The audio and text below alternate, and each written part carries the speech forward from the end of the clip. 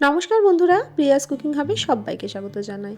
আজকে নিয়ে চলে এসেছি দুর্দান্ত স্বাদের লাল শাকের রেসিপি। এই লাল শাকের তো গুণের কোনো শেষ নেই, তো আমি আজকে আলু দিয়ে লাল শাকটা রান্না করে দেখাবো, যেটা খেতে দুর্দান্ত লাগে। তো লাল শাকের মধ্যে কিন্তু অনেকটা নোংরা থাকে, অনেক ঘাসও থেকে থাকে। তো তার জন্য সবার প্রথমে এখানে আমি এক আঁটি লাল শাক ভালো করে বেছে নিচ্ছি। তো আমি একবারে সম্পূর্ণটা কাটবো না, আমি দুইবারে কেটে নেবো। তো শাকটাকে ভালো করে বেছে নিলাম। তো এবার দেখুন গোড়ার দিকটা একটু কেটে ফেলে দিলাম, আর এভাবে একদম কুচি কুচি করে কেটে নেবো। যতটা সম্ভব পারা যায় কুচি করে কেটে নেওয়ার চেষ্টা করছি। তো আপনারা যে যতটা ভালো করে কুচি করতে পারেন, তো সেরকমভাবে একদম কিন্তু মিহি করে কুচি কুচি করে নেবেন। আমি চাকুতে কাটছি, আপনারা বটিতে বা চাকুতে যে কোনো কিছুতে ভালো করে কেটে নেবেন। আর এই লাল শাকে কিন্তু অনেক নোংরা থাকে, তো কেটে সঙ্গে সঙ্গে খুব ভালো করে জল দিয়ে 2-3 বার ধুয়ে নিতে হবে।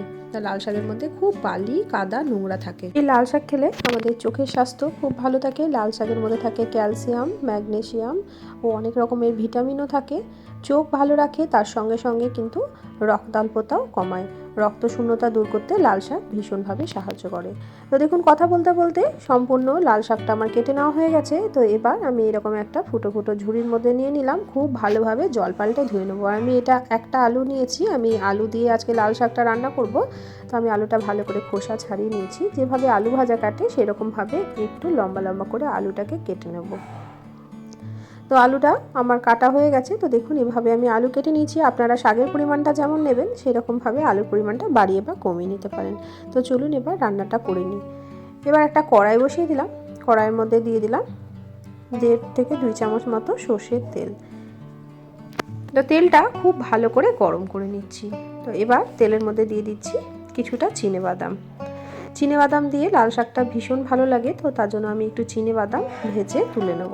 তো খুব ভালোভাবে চিনেবাদামটাকে একটু ভেজে নেব। আজকে যারা প্রথমবার আমার চ্যানেলটিতে এসেছেন, আমার রেসিপি ভালো লাগলে চ্যানেলটিকে সাবস্ক্রাইব করে পাশে থাকার অনুরোধ রইল। পাশে থাকা বেল বাটনটিকে প্রেস করে অল নোটিফিকেশানটা অন করবেন, যাতে নিত্য নতুন কোনো রেসিপি দিলে সবার আগে আপনাদের কাছে নোটিফিকেশান পৌঁছে যায়। তো চিনেবাদামটা আমার সুন্দর করে ভাজা হয়ে গেছে, তেল থেকে তুলে নিলাম। এবার এই তেলের মধ্যেই দিয়ে দেব ফোড়ন।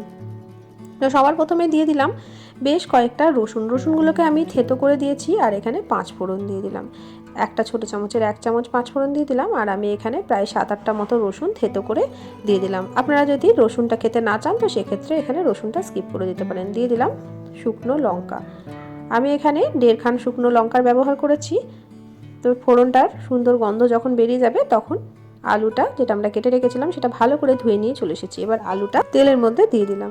গ্যাসের ফ্লেমটা কিন্তু একদম লো টু মিডিয়ামে আছে। তো লো টু মিডিয়াম আঁচে রেখে ভালো করে একটু আলুটাকে ভাজা ভাজা করে নেব। আলু দিয়ে এই লাল শাক একবার হলেও রান্না করে দেখবেন বন্ধুরা, খেতে কিন্তু দুর্দান্ত লাগে। তো এবার এর মধ্যে দিয়ে দিচ্ছি খুব সামান্য একটু হলুদ। আপনারা যদি শাকে হলুদ না খান, তো সেক্ষেত্রে হলুদটা এখানে স্কিপ করতে পারেন। তো এবার দিয়ে দিচ্ছি অল্প একটু লবণ। লবণের পরিমাণটা যদি কম হয়, তো পরে আবারও ব্যবহার করব লবণ। তো শাক যেহেতু একটু অল্প করেই লবণটা এখানে ব্যবহার করলাম। এবার এটাকে ঢাকা দিয়ে কিছুক্ষণের জন্য রান্না করে নেব। তো আমি 2 মিনিট মতো ঢাকা দিয়ে রান্না করে নিয়েছি। তো আলুটা কিন্তু অনেকটাই সেদ্ধ হয়ে গেছে। তো আলুটা দেখুন সুন্দর একটা কালারও চলে এসেছে। তো এবার এর মধ্যে দিয়ে দেব কেটে ধুয়ে রাখা শাকটাকে কিন্তু ভালো করে ধুয়ে নিয়েছি আর জলটাও ঝরিয়ে নিয়েছি। এবার এই লাল শাকটা উপর থেকে আমি দিয়ে দিলাম। তো লাল শাকটাকে দিয়েও ভালো করে একটু নাড়াচাড়া করে দেবো।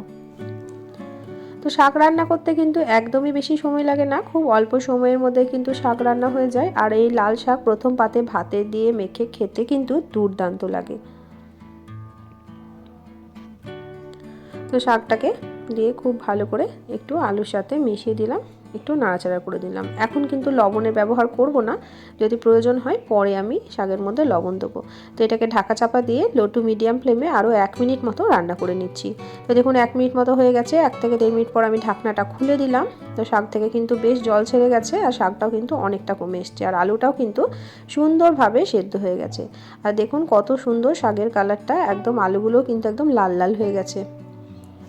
তো ভাত দিয়ে মেখে খেলে ভাতটা পুরো লাল লাল হয়ে যায়। বাচ্চারা কিন্তু খেতে ভীষণ ভালোবাসে। আমার বাড়ির বাচ্চারা কিন্তু এই লাল শাকটা ভীষণভাবে পছন্দ করে। তো এবার দিয়ে দিচ্ছি খুব সামান্য একটু লবণ। লবণটা একটু কম হয়েছিল, প্রথমে আমি অল্প লবণ দিয়েছিলাম। তো আমার প্রয়োজন মতো আমি এখানে লবণ দিয়ে দিলাম। যেহেতু এটা শাক রান্না, তো তার জন্য আমি দিয়ে দেবো খুব সামান্য একটু চিনি।